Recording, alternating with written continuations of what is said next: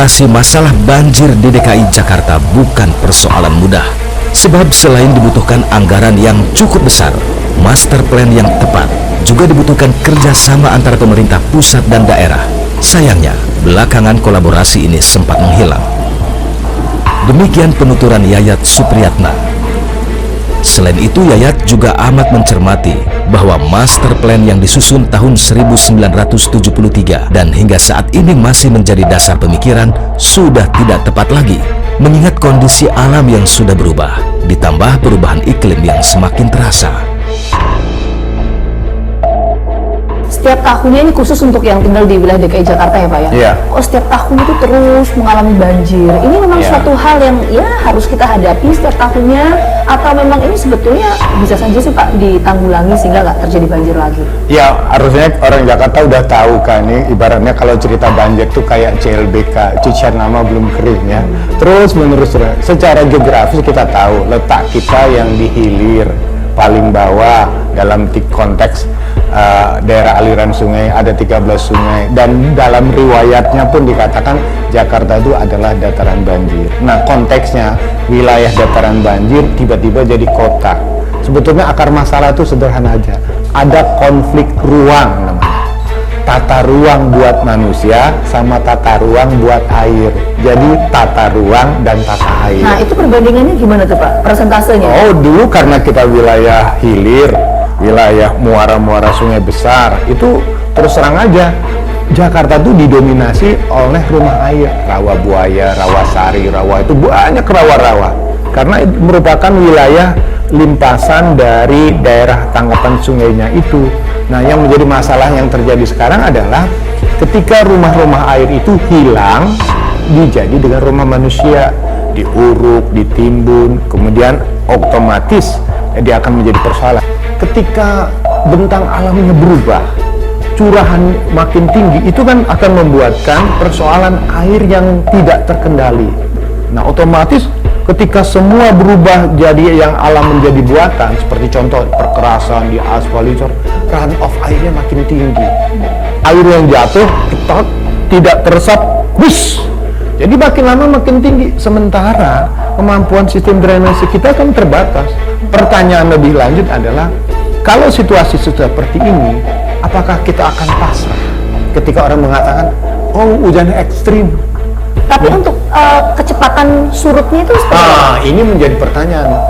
Cepat atau lambatnya surut itu kinerja mengukurnya itu kepada bagaimana sistem itu mampu mengatasi masalah. Ada upaya penanganan dari peristiwa di tahun 2013 itu, ketika 2014, 2015, 2016 itu mulailah upaya pembenahan di sekitar Kampung Pulo itu ya, dengan dinormalisasi. Nah, peristiwa ini kan ibaratnya puncak hujan yang menyebabkan banjir itu terjadi dalam skala besar.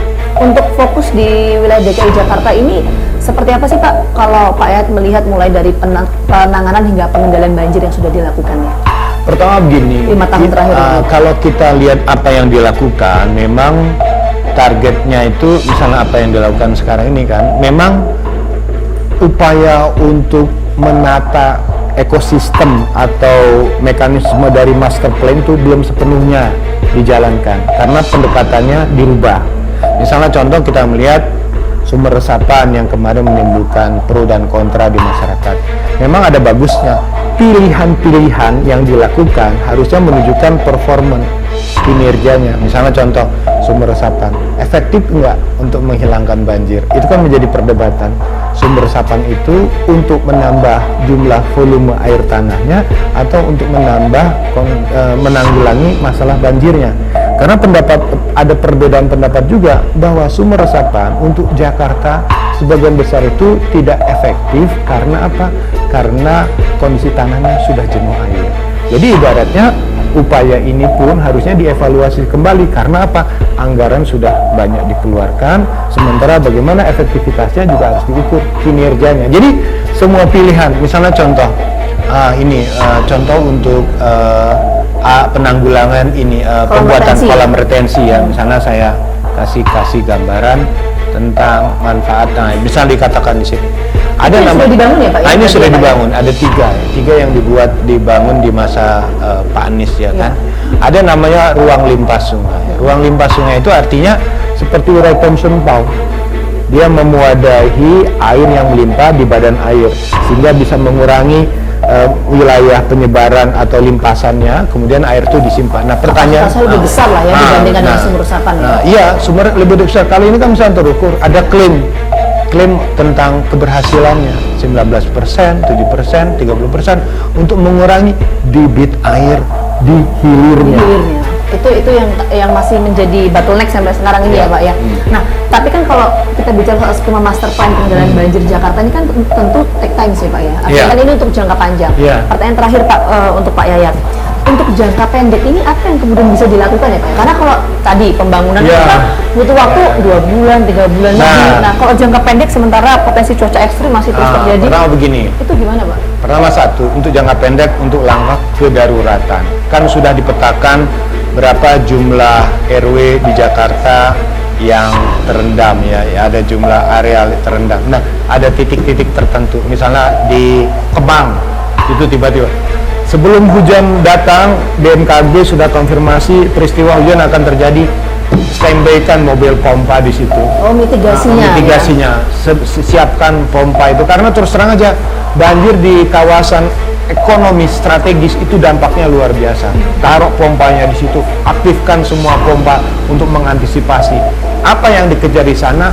Durasi waktu dalam konteks agar genangan itu cepat menghilang.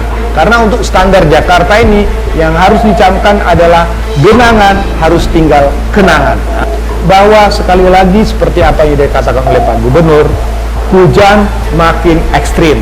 Pertanyaan bagi saya dan bagi semua warga Jakarta adalah kalau hujannya makin ekstrim, penanganannya harus sudah ekstrim udah belum? Kalau masih biasa saja mengandalkan ini, lewat kita.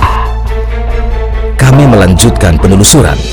Kali ini kami menemui Muhammad Aminullah alias Anca, aktivis Wahana Lingkungan Hidup Indonesia atau WALHI wilayah DKI Jakarta yang cukup konsen dengan kondisi lingkungan Jakarta. Dari perspektif WALHI ini melihat mengenai permasalahan banjir di DKI Jakarta khususnya yang terus terjadi setiap tahunnya ini sebetulnya bagaimana? Apakah memang bisa diatasi atau ya ini sampai kapanpun ya tetap akan terus banjir seperti ini? Iya, kalau kita melihat kondisi Jakarta yang sekarang ya itu emang akan perlu waktu yang lama gitu untuk memulihkan. Terlebih udah banyak gitu kan area-area resapan yang harusnya dia misalnya menjadi RTH, menjadi area-area yang untuk menyerap air gitu, itu udah banyak yang emang dialih fungsi itu jadi apartemen, jadi mall dan pemukiman dan sebagainya. Oh, jadi nggak ada ruang terbuka hijau, jadi resapan airnya pun juga berkurang untuk menampung air hujan itu gitu ya? Iya, kalau dari data kami ya, data WALHI itu dari 66.000 hektar kawasan Jakarta itu kita hanya punya 5%. Jadi selain ruang terbuka hijau ini, apalagi yang menjadi faktor Mas untuk bisa mempengaruhi daya dukung lingkungan sehingga terjadi banjir di DKI? Ya, jelas ini ya fungsi sungai juga. Nah, fungsi sungai ini yang biasanya itu luput dari perhatian. Kayak misalnya sungai yang harusnya dia itu punya sepadan sungai gitu kan untuk area resapan, itu kemudian dibeton dengan proyek normalisasi gitu kan. Misalnya di Ciliwung yang sampai saat ini itu udah ada sekitar 17 km sepadan sungai Ciliwung yang udah dibeton. Nah, itu juga berdampak gitu karena airnya itu nggak bisa diserap oleh area resapan airnya karena sudah dibeton. Nah, air itu juga akan yang ngebuat air di hulu juga meluap dan jadinya banjir. Oh, jadi normalisasi itu menurut perspektif WALHI tidak efektif untuk menanggulangi banjir begitu ya? Tidak efektif, dia itu udah melanggar undang-undang tentang sungai gitu kan, dan dia juga mengesampingkan kultur di masyarakat. Masyarakat itu kan dia paham sungai, mereka itu udah hidup dengan sungai gitu kan, tapi mereka nggak digunakan, perspektif warga itu nggak digunakan oleh pemerintah ketika berniat untuk memulihkan sungai khususnya Ciliwung kayak gitu kan. Makanya akhirnya jadilah betonisasi itu. Selain dia itu emang bertentangan gitu kan dengan peraturannya, ya dari kultur masyarakat juga itu nggak sangat tidak masuk akal. Jadi ada beberapa fakta yang berhasil kami kumpulkan di lapangan. Pengamat tata kota menyatakan bahwa permasalahan banjir yang setiap tahunnya terus kita hadapi khususnya bagi warga yang tinggal di wilayah DKI Jakarta ini dikarenakan menipisnya atau berkurangnya ruang terbuka hijau di wilayah DKI Jakarta serta cuaca ekstrim yang melanda ibu kota. Selain itu kami juga menemukan di lapangan masih ada masyarakat yang tinggal di bantaran sungai. Jadi Anda bisa bayangkan ketika cuaca ekstrim dan debit air sungai kemudian meningkat bisa merendam pemukiman warga. Jadi saat ini warga menantikan solusi yang tepat bagi permasalahan yang selalu mereka hadapi setiap tahunnya. Saksikan terus Fakta setiap hari Senin pukul 8 malam hanya di TV